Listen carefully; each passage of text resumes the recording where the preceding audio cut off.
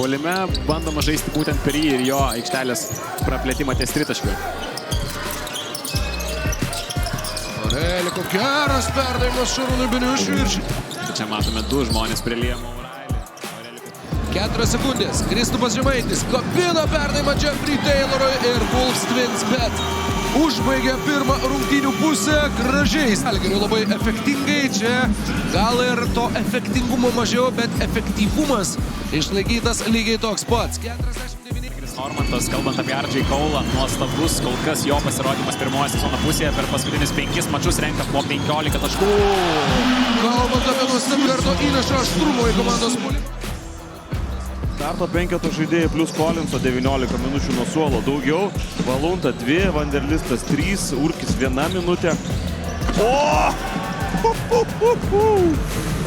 Gal čia net nieko jau nesakysim. 15 sekundžių iki kėlinio pabaigos, 10 iki atakos.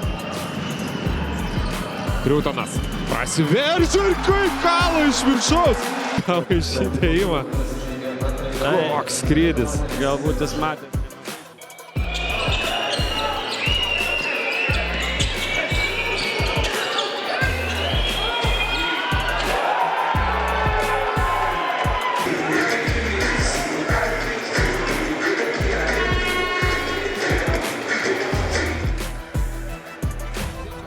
Vasiliauskas, nesėkmingas buvo jo perdavimas, bet klaidos Panevėžys išvengė. Koks Stepanovičiaus perdavimas. Taip pat ir Rupštavičiaus epizodas. Jis savo komandoje kol kas yra rezultatyviausias su 6 taškais Šiauliams.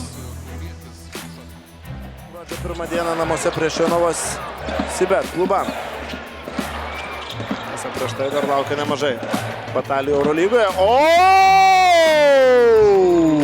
Su gimtadieniu A.J. Englishas ir padovanoja jam plakatą. A.J. Feneris atakuoja pats. Pamėgino pratęsti tą savo puikią atkarpą Feneris, o čia Sevijonas Flagas. Ir Žemaitijos publikai. Makiuenas arba Briutonas ieškama Jonavos komandoje. Blizniukas Briutonas. Šlabai toli, labai taikliai! DJ Briutonas! Wow!